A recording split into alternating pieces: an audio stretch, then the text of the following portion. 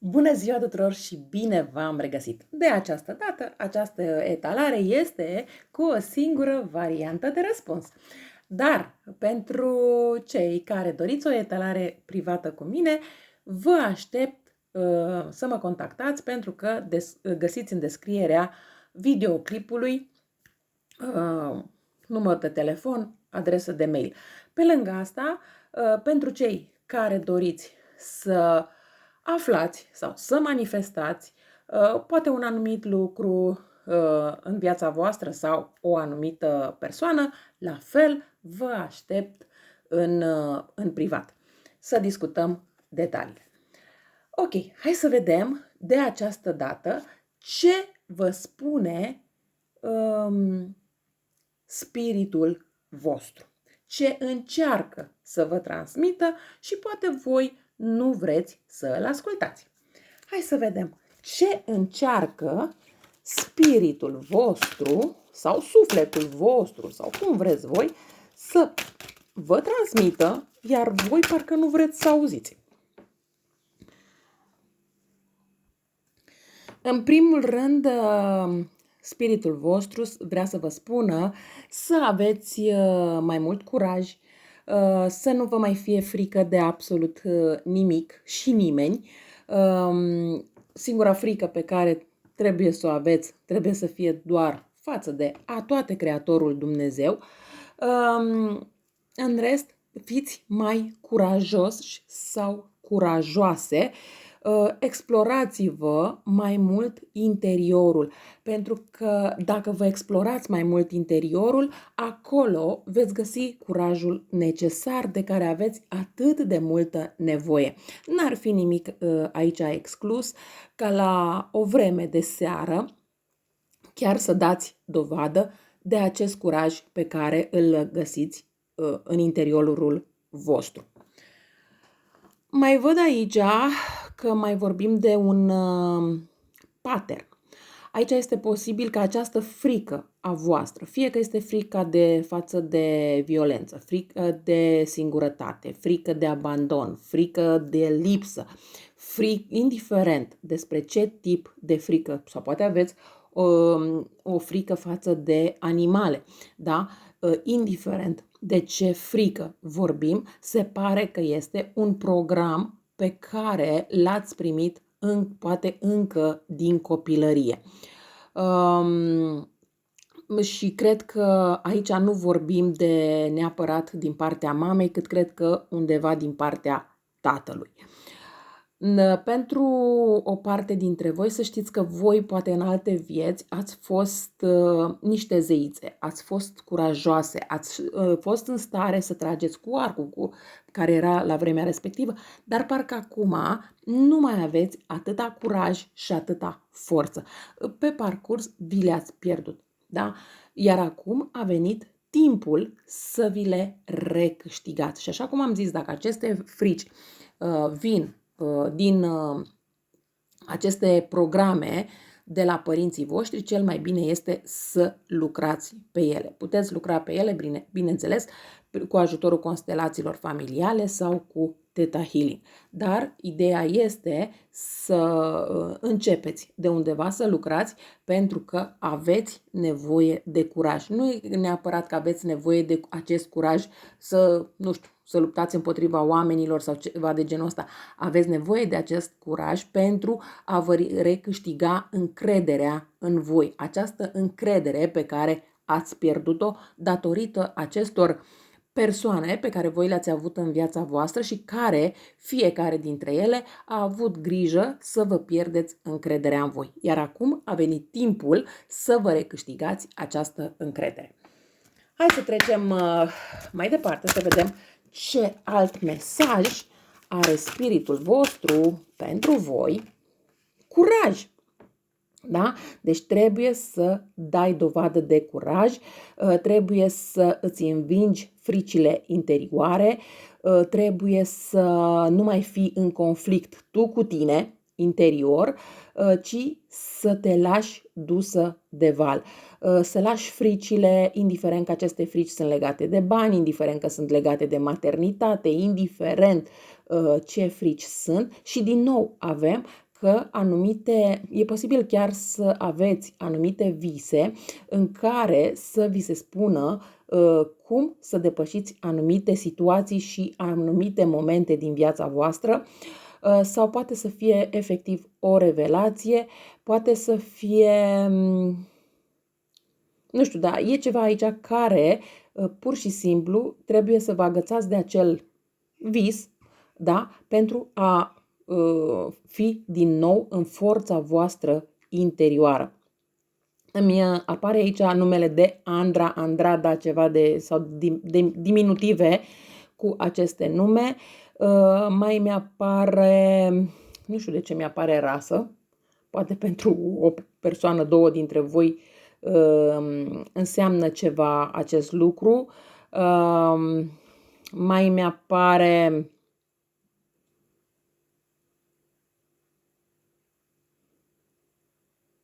breazlă, dar nu știu exact ce ar vrea să însemne.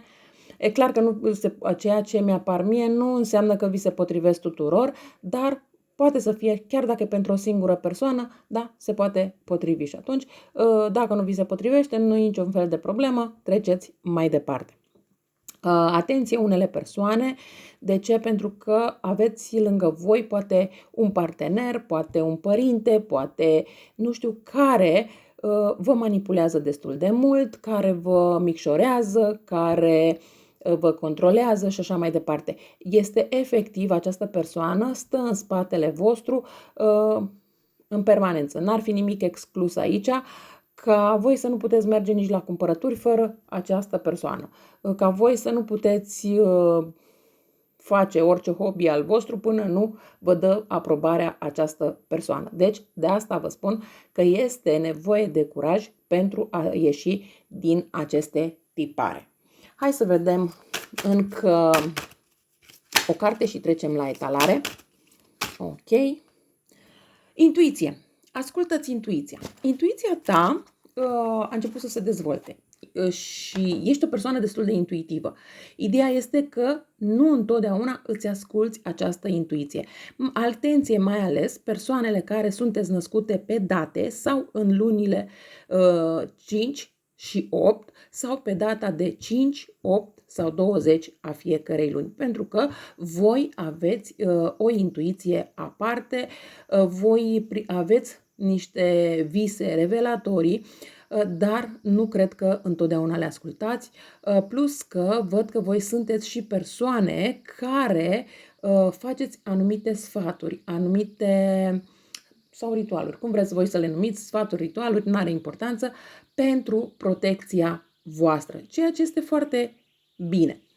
Bun, hai să trecem mai departe la energia voastră. O să fac energia voastră, energia partenerului. Dacă cumva sunteți singuri, nu aveți parteneri, excludeți, treceți peste cea cu energia partenerului, dar puteți să o și ascultați pentru că poate să fie vorba de energia viitorului partener, da? Sau poate a fostului partener care încă a rămas agățat acolo, pentru că, așa cum cred că o parte dintre voi știu, în fiecare relație în care se intră, se lasă o părticică de suflet. Și atâta timp cât nu facem aceea eliberare de părticică de suflet, ea rămâne acolo și rămânem agățați, ancorați într-o anumită relație, chiar dacă a fost acum 10 ani, 15 ani, 20 de ani, nici nu are importanță. Da? Întotdeauna când se iasă dintr-o relație, trebuie curățate acele, și curățate, dar și revendicate părțile de suflet. Fiecare să rămână cu părticica lui de suflet. Bun. Haideți să trecem mai departe la energia voastră. Wow! Aveți o energie foarte frumoasă. Și cu toate că nu este, chiar dacă este foarte frumoasă, nu este ușoară de dus. De ce spun acest lucru? Pentru că voi aveți o energie în acest moment de abundență. De abundență poate fi și din punct de vedere financiar, dar poate fi și din alte puncte de vedere, pe alte domenii. Da? Ideea este că, indiferent cum aveți această abundență, este cu multă muncă, cu foarte mult efort depus. Și dacă vorbim despre parte financiară, da, e foarte multă muncă. Dacă vorbim pe domeniul iubirii, parcă nu este acea iubire pe care voi ați visat-o cândva, când erați mai tinerei. Da? Depuneți destul de mult efort pentru a obține acea iubire, dar parcă ea întârzie să vină sau parcă nu vă simțiți suficient de iubiți, iubite, apreciat, apreciată și validat, validată și așa mai departe. Cu toate astea, voi depuneți și depuneți în continuare efort în speranța că vă va vedea la un moment dat acest partener sau parteneră. Dar hai să vedem dacă o să vă vadă la un moment dat acest partener sau parteneră. Văd că munciți în continuare. Da, nu știu cât o să vă vadă sau nu o să vă vadă acest partener sau parteneră, dar ideea este că voi în continuare încercați să munciți din ce în ce mai mult, în speranța că la un moment dat cineva o să vă vadă. Bun. Ideea este că veți ajunge în punctul în care vă veți sătura și veți spune ceva de genul: păi nu mai este important să mă vadă X, Y, Z, că dacă nu m-au văzut până acum, nici acum nu mă văd ce fel de om sunt, cum sunt și așa mai departe. Așa, cel mai bine este să fiu în puterea mea interioară.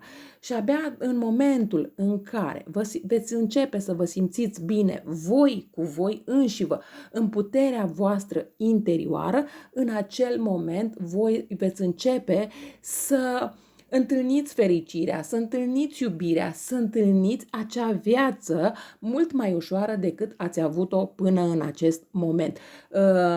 Și ar fi bine să faceți un exercițiu în fiecare zi, să gândiți ceva pozitiv. Și să vedeți, până la urmă, după repetare a unui anumit cuvânt pozitiv, să vedeți dacă aduce, să-l repetați timp de 7 zile și să vedeți după 7 zile dacă a adus sau nu o schimbare în viața voastră sau măcar la nivel mental, nivel interior, putere interioară și așa mai departe. Hai să vedem și energia persoanei de lângă voi, indiferent cine este această persoană. Este o energie de împărat. Bineînțeles că poate să fie o zodie de foc, în special berbec, dar nu neapărat, poate să fie și o altă zodie sau poate fi oricare altă zodie, dar să aibă poate o planetă sau un ascendent într-o zodie de foc. Și acest bărbat își dorește cu orice preț să dețină controlul, să aibă control asupra voastră, să vă urmărească din umbră, să nu neapărat din teama că, sau cum să zic, nu din faptul că vă iubește, ci din teama de a vă pierde definitiv. Pentru că acest bărbat, în momentul în care vede că vă pierde, nu face altceva decât să mai vină un pas spre voi, dar după se retrage. După iar mai vine și tot așa. Numai cât să vă țină agățate în această energie. Indiferent, așa cum am spus, despre ce energie vorbim, că vorbim despre o energie prezentă, că vorbim despre o energie trecută sau despre o energie viitoare. Dar ce vă recomand, așa cum am spus și puțin mai devreme, dacă în acest moment sunteți singur sau singură, înainte de a intra într-o altă relație, faceți acea recuperare de părți de suflet și curățarea lor. Bun, ideea este că această persoană simte că vă poate pierde și tot ceea ce s-a construit sau ceea ce a construit această persoană până în acest moment și nu a fost pe un fundament stabil, acum se răstoarnă, acum se schimbă totul radical, pentru că indiferent că vrea sau nu vrea să schimbe aceste lucruri, universul vine și îl pune în fața faptului împlinit. Ok, n-ai vrut tu să faci această schimbare până acum? Nicio problemă, lasă că te forțez eu. Și acum urmează să se întâmple anumite lucruri de la o zi la alta și schimbări radicale în viața acestei persoane. Bineînțeles că dacă reușește să vadă ce se strică și cum se poate repara, va reuși să păstreze un echilibru, după care să-și revină. Dar dacă nu este atent la tot ceea ce se întâmplă și cumva ia lucrurile astea, dând vina pe alte persoane, dând vina pe circumstanțe, dând vina pe, nu știu, orice altceva și nevăzând unde greșește, această persoană va aluneca destul de rău în prăpastie.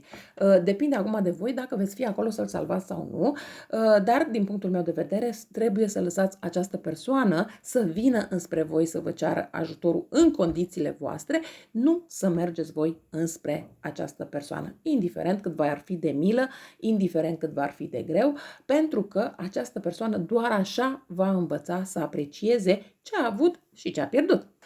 Hai să vedem ce ne mai spun cărțile despre energia acestei persoane. Mi-e foarte clar că această persoană, în acest moment, jonglează la mai multe capete sau este genul de persoane destul de visătoare. Dacă nu se întâmplă asta, nu e niciun fel de problemă, ca în planul de rezervă. Dacă nu merge nici planul B, las că l-am pe C. Dacă nu merge C, îl am pe D. Dacă nu merge planul D, îl am pe E și cam așa. Și această persoană, văd că în acest moment nu face nicio mișcare. Doar stă și așteaptă să vadă ce se întâmplă. Stă și așteaptă să vadă ce pică din cer.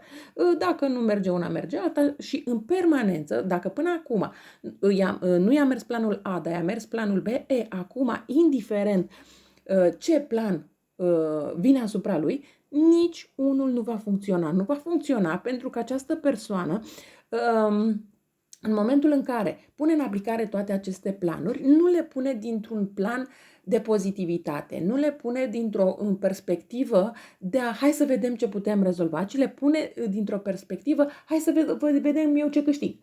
Și atunci încearcă să gândească lucrurile din punctul său de vedere rațional, să nu se mai implice și nu vrea să se implice emoțional, nu vrea să fie vulnerabil în fața voastră, însă, ce să vezi, universul până la urmă îl va face să înțeleagă că trebuie să participe și emoțional. De ce? Pentru că dacă stați să vă gândiți, acest emoțional, această apă e în spatele lui. El întoarce spatele la emoțional. Dar, până la urmă, acest val, pentru că sunt și norii și ăsta, se poate provoca dintr-o dată din senin o furtună și vine și dă peste el acest val. Da? Indiferent cât încearcă el să întoarcă spatele. Hai să vedem ce se va întâmpla între voi doi în următoarea perioadă. Ce se va întâmpla între voi doi în următoarea perioadă? Se face dreptate într-un fel sau altul și ce îmi place aici? Pentru că e justiția. Justiția înseamnă dreptate. Dreptatea dintre voi doi. Aici nu spunem este justiție să face dreptatea de partea ta sau de partea lui. Nu, vorbim despre o justiție corectă, despre o dreptate corectă care trebuie să se facă pentru fiecare dintre voi. Acum, bineînțeles, fiecare în funcție de ce își dorește sau în funcție de acțiunile pe care le-a făcut până în acest moment. Hai să mai vedem ce se întâmplă între voi doi. Da, aici lucrurile trebuie gândite cu foarte, foarte multă rațiune. Dacă până acum voi ați fost cele care ați acționat din punct de vedere emoțional, din punct de vedere vulnerabil, acum vi se cere să fiți stană de piatră. Vi se cere să gândiți lucrurile rațional și așa cum vedeți și această sabie în mână, indiferent de veștile care vin înspre voi, pentru că această persoană mi-e foarte clar că încearcă să vă trimită mesaje, că încearcă să trimită pe cineva la voi să vă transmită un mesaj. E adevărat, mesagerul nu are nicio vină, dar voi trebuie să analizați foarte bine mesajul care vine înspre voi și să luați această sabie pe care o țineți în mână și să tăiați ceea ce nu vă este benefic. Pentru că altfel, dacă și de această dată vă înmuiați, să știți că lucrurile merg din nou în favoarea celelalte persoane. De asta este bine de această dată să fiți cu putere de caracter, să fiți cu tărie și să fiți în puterea voastră interioară cât mai repede posibil. Un pic de atenție aici pentru că această persoană când vine la voi Încearcă să vină cu niște mesaje, ceva de genul: "Mi-e dor de tine, dar știi că eu te iubesc, dar știi că eu fac totul pentru noi, dar știi că..." Da, încearcă să vă atingă la inimă, cu cuvinte. N-ar fi nimic exclus să vină și cu niște fapte. Dacă, de exemplu, până acum v-ați dori să vă ceară în căsătorie, probabil vine și cu un inel. Ideea este de cât de mult reușește sau nu să vă înmoaie pe voi, indiferent cu ce vine. Dar hai să vedem dacă reușește sau nu să vă înmoaie pe voi. Hai să vedem. Mi-e foarte clar aici că există o schimbare de ciclu, o schimbare de destin, o schimbare. Această schimbare, bineînțeles, hai să vedem dacă e în beneficiul vostru și în beneficiul cui sau cum, a relației voastre sau o altă relație. Hai să vedem dacă este această schimbare vine pentru binele relației.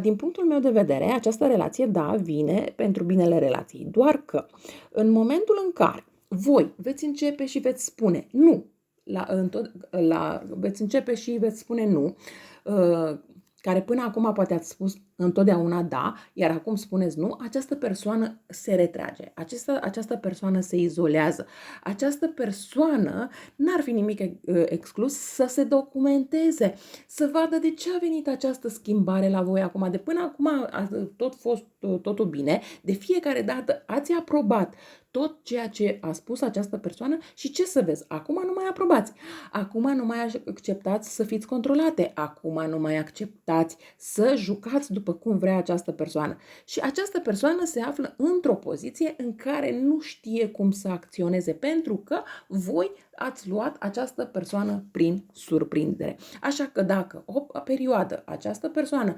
dispare din peisaj, nu dispare pentru că dispare definitiv, ci dispare ca să se documenteze, să știe cum să revină din nou la voi. Hai să vedem alte cărți. Da, deci această persoană revine, se sfătuiește cu cineva, această persoană vă iubește, această persoană nu este fără voi nu este bine și e conștient sau conștientă de acest lucru, doar că încearcă să vină în maniera sa, în forma sa, da? Hai să vedem mai departe. Această persoană se simte blocată, așa cum am spus, se retrage, se simte blocată, nu știe ce să mai facă, dar se gândește la ce simte pentru voi, se gândește la ce poate să facă în legătură cu voi. De ce? Pentru că chiar dacă această persoană este legată la ochi, este cu fața înspre iubire, nu este cu spatele, da? Adică vrea să dea o șansă iubirii, dar nu știe cum să o facă și din acest motiv are nevoie de o pauză. Se poate întâmpla să fie acel gen de persoană care procesează un pic toată situația mai greu. Acum, e clar că depinde de voi dacă aveți sau nu aveți răbdare cu această persoană. Hai să vedem mai departe. Așa cum am spus, bineînțeles că această persoană regretă, are foarte multe regrete și în acest moment nu vede o soluție, nu vede cum poate să vină din nou la voi. Bine că dacă mergeți voi spre această persoană, îi dați un semn sau ceva, bineînțeles că această persoană vine imediat spre voi, dar asta nu înseamnă că a făcut schimbarea, asta nu înseamnă că face de data asta lucrurile diferit. De asta universul vine, îi întinde cupa, îi întinde ajutorul, dar trebuie să și vrea să îl primească. Hai să vedem mai departe. La un moment dat o să fie ceva de genul: hai să acționez ca un nebun, să vedem ce se întâmplă. Hai să vedem ce se întâmplă când acționează ca un nebun.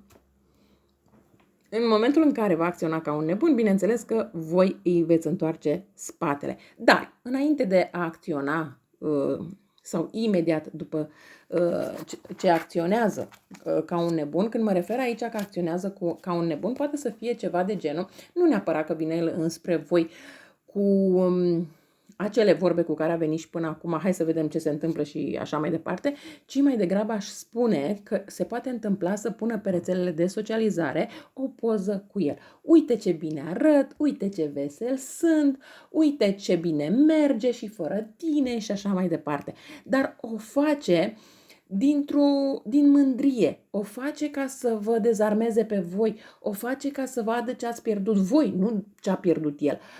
O face ca să vă impresioneze, ca să vă facă să regretați că ați lăsat această persoană în urmă.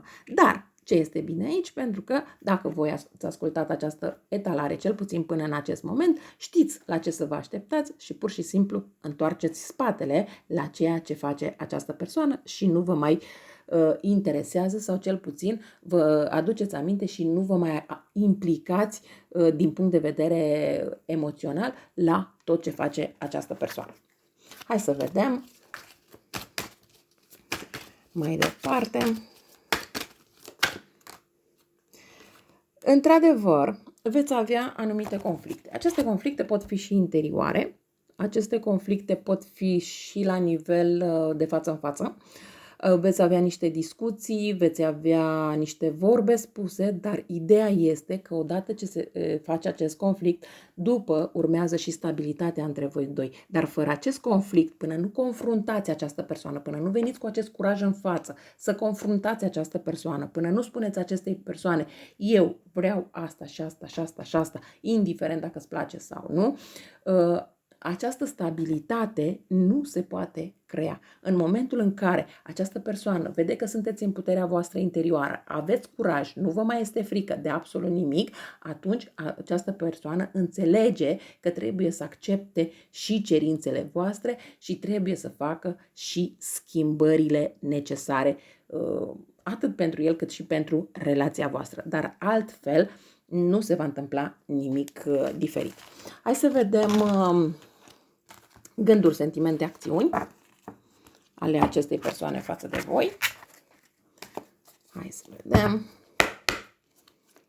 gândurile persoanei față de voi. Wow! Păi se gândește la voi această persoană, nu glumește. Această persoană știți cum este în acest moment? Să merg, să nu merg, să-i scriu, să nu-i scriu, să fac un pas, să nu fac un pas. Dar nu mai rezistă mult să nu fac un pas. Pentru că chiar dacă acum se simte blocat și nu vrea și nu poate să facă pasul, cu toate că mintea e deja urcă-te în mașină, urcă-te pe cal, urcă-te pe avion și du-te. Dar, așa cum am spus, ceva îl blochează, ceva îl reține și are o perioadă în acest moment de stagnare. Are o perioadă în care se refugiază mai mult în muncă, vrea să lucreze mai mult doar pentru a nu se mai gândi la voi. Aș putea să spun că își ia mai multe sarcini în propriile mâini, mai mult decât poate duce, doar pentru că nu vrea să facă acest pas în acest moment spre voi. Dar inima lui, copilul său interior, urlă după voi. Hai să vedem sentimentele acestei persoane față de voi. Sentimentele. Da, din nou, nu vrea să se gândească, vrea să-și reprime sentimentele, vrea să, în acest moment, nu, cum să zic, ce zice, da, am sentimente pentru el sau pentru ea, dar vreau să le închid, vreau să nu le mai am, vreau să uit, vreau să, doar că ce să vezi, nu poate. Pentru că vine această carte care îi spune, hei, trezește-te, că nu poți să astăzi iubești, mâine nu mai iubești pentru că așa ai tu chef. Da? Și vine această și putere care zice, păi stai puțin, că tu, datorită acestei persoane, ai început să iubești din nou, ai început să te deschizi din nou, ai început să faci anumite lucruri din nou, ai început să-ți bată inima din nou și atunci n-ai cum să ieși din ele, ci din contră, trebuie să faci această schimbare și să arăți sentimentele pe care le ai tu de fapt. Hai să vedem și din punct de vedere al acțiunilor. acestei persoane. Da, din nou avem acțiunea de gândire, gândește foarte mult, dar uite ce să vezi că vine vremea când gândește din poziție de maturitate emoțională. Dacă înainte a avut această imaturitate emoțională, ce să vezi că vin aceste schimbări, vin aceste treziri care îl fac să gândească din maturitate emoțională. O să aibă o perioadă, într-adevăr, în care se crede stăpân, în care se crede că are totul sub control, dar gândul este în permanență la voi, inima îi bate pentru voi și până la urmă o să fie să vină înspre voi. Dar la fel o să fac o acțiune destul de nebunească, în sensul că vine și spune, am reușit să te uit. Dar când vede că voi îi spuneți, da, ai reușit să mă uiți, ok, atunci ce cauți la mine? Da? Dacă ai reușit să mă uiți, nu văd de ce ești la ușa mea, sau nu văd de ce m-ai înscris, sau nu văd de ce când uiți o persoană, o uiți, adică îi uiți și număr de telefon, îi uiți și adresă, îi uiți absolut tot. În momentul acela își dă seama de gafa făcută și bineînțeles că va acționa dintr-o altă energie. Hai să vedem dacă există, acolo unde sunteți separați, dacă există împăcare între voi doi. Hai să vedem. Da, n-am niciun dubiu din punctul ăsta de vedere, pentru că, da, vedeți, indiferent cât această persoană încearcă să se îndepărteze, indiferent cât încearcă să se izoleze, indiferent ce încearcă să facă, tot la voi ajunge, tot cu sărbătoare, tot cu celebrare, tot cu împăcare, tot, indiferent cât de mult încearcă să se învârtă după deget. Dar aici, dacă e să mă întrebați cam în cât timp se întâmplă toate lucrurile astea, eu vă spun că cam între 2 și 3, poate fi zile, dar poate să fie săptămâni. Depinde de cât timp v-ați despărțit fiecare dintre voi și depinde de intensitatea relației pe care ați avut-o până în acest moment. Dar ideea este că aici nu văd să fie un final între voi doi, ci mai degrabă va fi o continuitate. La ce putem pune aici final? Pentru că am avut la un moment dat acea carte de finalizarea unui ciclu, poate să fie vorba despre o relație karmică care acum se termină din acest punct de vedere karmic și reintră într-o relație de suflete pereche, suflete gemene, suflete cum vreți voi. Da? Și reintrați, cum se spune, pe făgașul normal, dar doar în condițiile în care lăsați această persoană să se lovească cu capul de zid. Altfel nu se va schimba absolut nimic și voi să aveți puterea voastră interioară. Eu cam atât am avut de spus pentru voi. Vă mulțumesc că m-ați ascultat și vă doresc o zi cât mai frumoasă. La revedere!